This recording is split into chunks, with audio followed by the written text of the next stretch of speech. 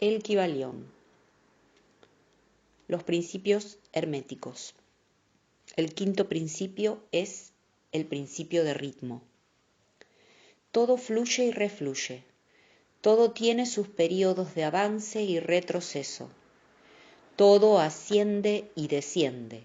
Todo se mueve como un péndulo. La medida de su movimiento hacia la derecha es la misma que la de su movimiento hacia la izquierda. El ritmo es la compensación. Este principio engloba la verdad de que todo se manifiesta en un determinado movimiento de ida y vuelta.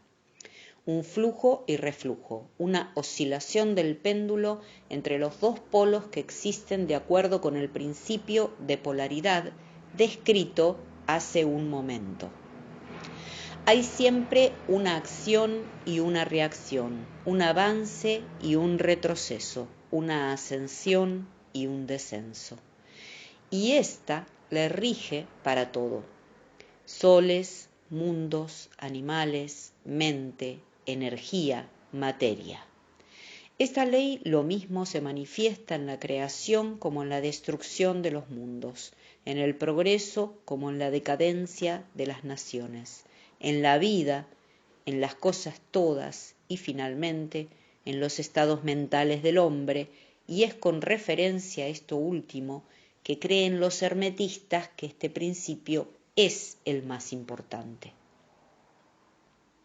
Los hermetistas han descubierto este principio encontrándolo de aplicación universal y han descubierto asimismo ciertos métodos para huir a sus efectos. Mediante el empleo de las fórmulas y métodos adecuados, disponen para ello la ley mental de neutralización.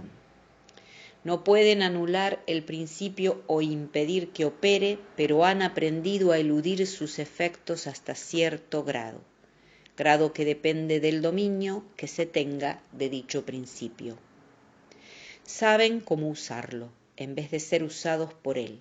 En este y en otros parecidos métodos consiste la ciencia hermética. El maestro se polariza a sí mismo en el punto donde desea quedarse, y entonces neutraliza la oscilación rítmica pendular que tendería a arrastrarlo hacia el otro polo. Todos los que han conseguido cierto grado de dominio sobre sí mismos efectúan esto hasta cierto punto, consciente o inconscientemente, pero el maestro lo efectúa conscientemente y por el solo poder de su voluntad alcanza un grado tal de estabilidad y firmeza mental casi imposible de concebir por esa inmensa muchedumbre que va y viene en un continuado movimiento ondulatorio, incitado por ese principio de ritmo. Este, así como el de la polaridad, han sido minuciosamente estudiados por los hermetistas y los métodos de contrabalancearlos, neutralizarlos y emplearlos forman una de las partes más importantes de la alquimia mental hermética. El principio de causa y efecto. Toda causa tiene su efecto, todo efecto tiene su causa, todo sucede de acuerdo con la ley. La suerte no es más que el nombre que se le da a una ley no conocida. Hay muchos planos de casualidad, pero nada escapa a la ley. Este principio engloba la verdad de que todo efecto tiene su causa y toda causa su efecto. Afirma que nada ocurre casualmente y que todo sucede conforme a la ley. La suerte es una palabra vana, y si bien existen muchos planos de causas y efectos, dominando los superiores a los inferiores, aún así ninguno escapa totalmente a la ley. Los hermetistas conocen los medios y los métodos por los cuales se puede ascender más allá del plano ordinario de causas y efectos, hasta cierto grado, y alcanzando mentalmente el plano superior, se convierten en causas en vez de efectos. Las muchedumbres se dejan llevar arrastradas por el medio ambiente que las envuelve o por los deseos y voluntades de los demás, si estos son superiores a las de ellas. La herencia, las sugestiones y otras múltiples causas externas las empujan como autómatas en el gran escenario de la vida. Pero los maestros, habiendo alcanzado el plano superior, dominan sus modalidades, sus caracteres, sus cualidades y poderes, así como el medio ambiente que los rodea, transformándose de esta manera en dirigentes, en vez de ser los dirigidos. Ayudan a las masas y a los individuos a divertirse en el juego de la vida, en vez de ser ellos los jugadores o los autómatas movidos por ajenas voluntades. Utilizan el principio en vez de ser sus instrumentos.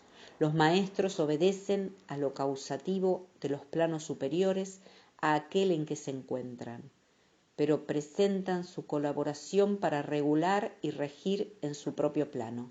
En lo dicho está concentrado un valiosísimo conocimiento hermético, que el que sea capaz de leer entre líneas lo revele, es nuestro deseo. El principio de generación. La generación existe por doquier, todo tiene sus principios masculino y femenino, la generación se manifiesta en todos los planos. Este principio engloba la verdad de que la generación se manifiesta en todo, estando siempre en acción los principios masculino y femenino. Esto es verdad no solamente en el plano físico, sino también en el mental y en el espiritual. En el mundo físico, este principio se manifiesta como sexo, y en los planos superiores toma aspectos más elevados, pero el principio persiste siempre el mismo. Ninguna creación física, mental o espiritual es posible sin este principio. La comprensión del mismo ilumina muchos de los problemas que tanto han confundido la mente de los hombres. Este principio creador obra siempre en el sentido de generar, regenerar y crear. Cada ser posee en sí mismo los dos elementos de este principio. Si desea conocer la filosofía de la creación, generación y regeneración mental y espiritual, debéis estudiar este principio hermético, pues él posee la solución de muchos de los misterios de la vida. Os advertimos que este principio nada tiene que ver con las perniciosas y degradantes teorías, enseñanzas y prácticas que se anuncian con llamativos títulos, las cuales no son más que una prostitución del gran principio natural de generación.